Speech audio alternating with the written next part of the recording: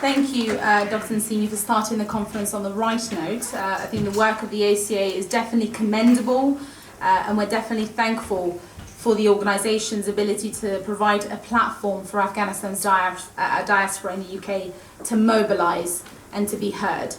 I'll now swiftly move to introducing our keynote speaker this evening, the Right Honourable Tobias Ellwood, Conservative Member of Parliament for Bournemouth East. He has chaired the Defence Select Committee since 2020 and was a government minister at the Ministry of Defence from 2014 to 2019. Prior to his political career, Mr. Tobias served in the Royal Green Jackets and reached the rank of captain. He was transferred to the Army Reserve and then went on to reach the rank of lieutenant in the 77th Brigade, serving in Northern Ireland, Cyprus, Kuwait, Germany, Gibraltar and Bosnia. Mr. Tobias also has recently visited Afghanistan, so we're honoured to have him with us this evening to provide his perspective of the situation on the ground. Thank you.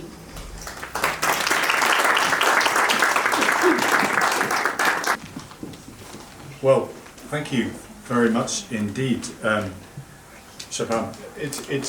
You painted a very, very grim picture, quite rightly, about where Afghanistan is. And can I say you were very polite in your introduction about me. I haven't had such wonderful headlines following my visit in Afghanistan, but politics is about the art of the possible.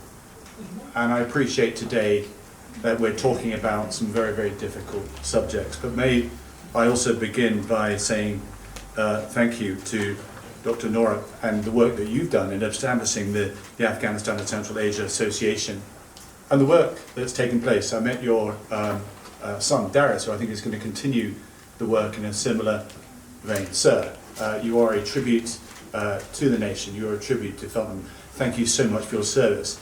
And I'm pleased that you were able to meet His Majesty and be rewarded for your efforts. So long may they continue. Now I have to say I'm slightly surprised to be standing in front of you here today. Yeah, I did just visit Afghanistan and I've made some comments and lifted the lid on something which is a very, very difficult subject indeed. But I'm looking around this audience today and there's a lot more expertise in the room than I am. When I signed up to come here, I was actually expecting to sit at the back and just humbly listen. And that's why was my intention. I certainly did not, I'll make it really, really, really clear, to come here and even say a few words, let alone be the keynote speaker. Perhaps you're hoping I might say something controversial, I don't know.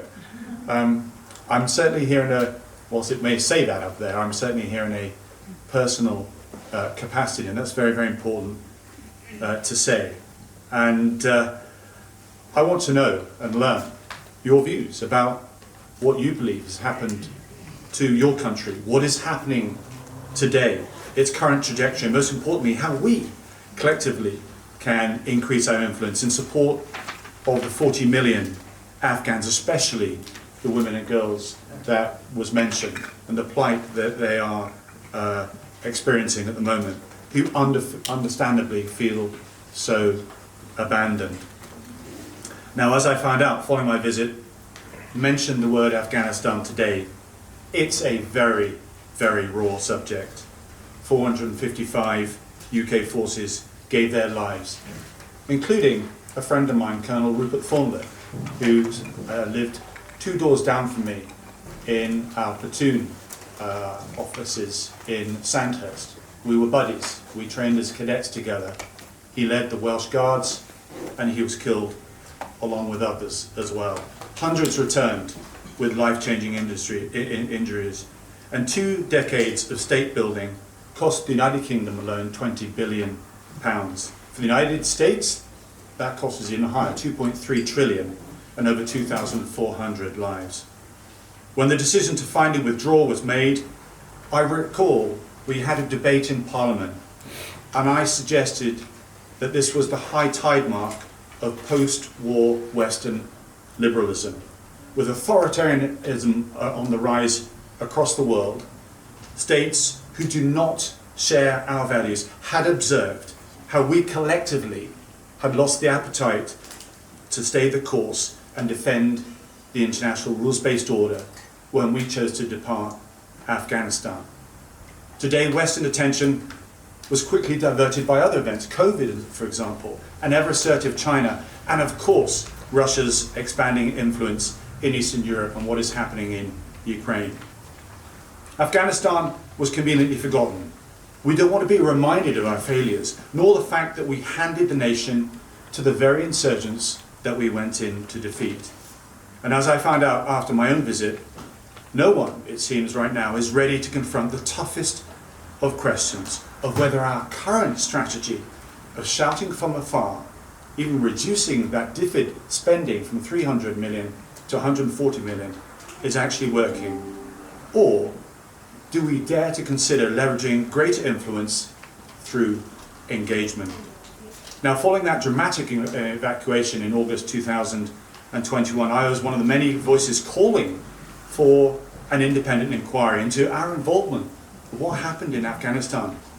Because actually that's what we did after the Falklands, it's what we did after Iraq. There are so many lessons to be learned for the future. No such government study ever took place. Perhaps it was all simply just too bruising, too humiliating. It was simply just to move on. After 2 decades of effort, the post-Cold War thinking that the West could impose its values anywhere in the world came crushing down. So I'm glad this evening we can attempt to shine light on what is happening there today, a country where the restrictions now imposed on girls and women is arguably the harshest in the world. But it's also worth, I'm afraid, painful though it may be, recapping how we got here. How the incredible umbrella of security created by our brave service personnel was squandered by an absence of a coordinated strategy to rebuild and the mission creep that followed. How a Western boilerplate governance structure completely ignored the complex tribal power bases, indeed the lessons from Afghanistan's history, not least previous attempts by Britain to run the country. A deliberate decision to treat Afghanistan as if it were a blank state, ignoring the ethnic and tribal complexities and of course the regional players, not least Pakistan. How corruption became a byword in both Karzai's but especially Ashraf Ghani's government. And as Peter Ricketts, the former National Security Advisor, says in his book, Hard Choices, we became the problem, not the solution. And how President Trump, and this isn't so widely known, in July 2019 gave a 9-month deadline to Secretary of State Pompeo to remove all US forces from Afghanistan as he needed a presidential election foreign policy success. And how his envoy, Zalmay Khalilzad, did that unilateral deal with the Taliban that excluded Kabul, signed in February 2020, with no built-in guarantees to the hard-fought human rights, particularly when those involve women and girls. But it did include the release of 5,000 prisoners, including many terrorists detained in the US Bagram Air Base. Afghanistan's fate was sealed. What a shame a conversation with the Taliban did not take place in December 2001 when they were asked to attend the Bonn Accords. That's what the Taliban sought to do. But Donald Rumsfeld told them to go away. They were the losers, the Americans were the winners, they were going to decide what was going to go on. 3 years before that, we signed the Good Friday Agreement. We brought in, I served in Northern Ireland, and the difficulties of bringing people round the table, despite all the killings that took place, was very, very difficult indeed. But those are the tough choices that comes through reconciliation and building the stable pillars that allow a nation to then advance and draw a line. The Afghan people have endured 4 decades of conflict and instability. You have to go back to President Dowd's time in the 1970s, when you can actually arguably say that the country was relatively peaceful. Now today, when I went back there recently on my visit, there was an eerie calm. I have to share that with you. Security is different, but that's because the Taliban's daily attacks have stopped. Satellite images also confirm the opium trade is significantly down, but that's because the Taliban's black market to fund the insurgency has gone. And the farmers are able to grow other crops and take them to market without fear of running into the Taliban's IEDs. Bigger projects, such as installation of hydroelectric power, high voltage pylons, can now be built, when previously any infrastructure project was blown up by the Taliban. So there's a curiosity here of where the country is. But the challenges now facing this fragile country remain immense, and the Taliban know this. Firstly, the economy that was touched upon. It was mostly US funding that propped up 3/4 of Ashraf Ghani's budget to keep the country going. That's now gone. Varying estimates suggest the country has around 2 years before the economy collapses. The UN calculates that 97% of Afghans now live beneath the poverty line. In 2019, 6.3 million Afghans were considered in need of humanitarian aid. That's only 3 years ago. Today, the UN estimates that number has risen to 28 million people. China, of course, is eyeing up Afghanistan's rich mineral resources, which could easily see Afghanistan turn into a vassal state. Secondly, there's the demise of human rights. The brave demonstrations by women on the streets of Kabul seeking to retain their basic freedoms, to receive the education, to be able to work, to be able to take advantage of those things that we take advantage here in the UK and don't even think about. But their gatherings were dispersed by gunshots from the Taliban. This is just but one example of how the Taliban are rowing back on initial assurances made by women and girls when they gained power.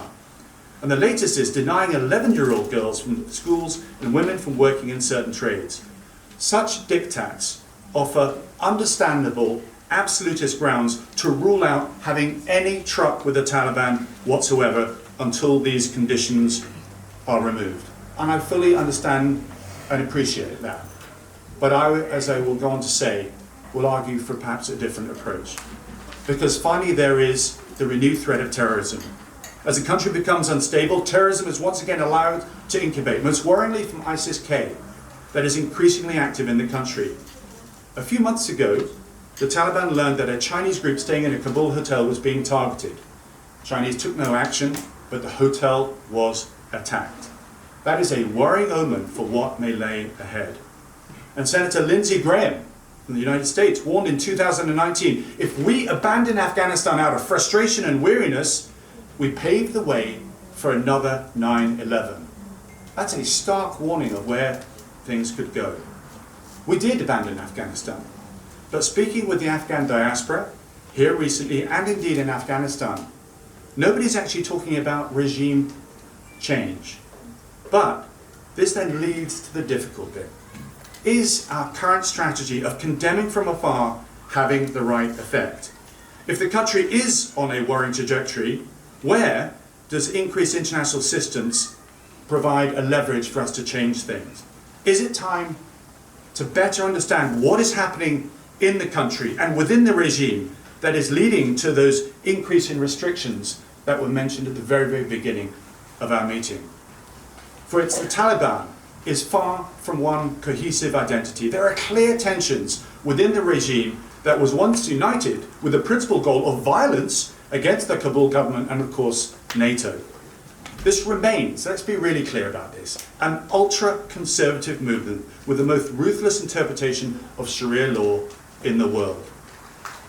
But what I learned is that there are differences of views between Kandahar, where the reclusive leader, Abdullah Akhundzada, is based, and Kabul, where the practical realities of holding the country together are grappled with. So the hardline political messaging is abrupt and rightly internationally condemned, such as women denied university education. So a question I posed to those senior Taliban leaders I met, how does any woman have access to a female doctor?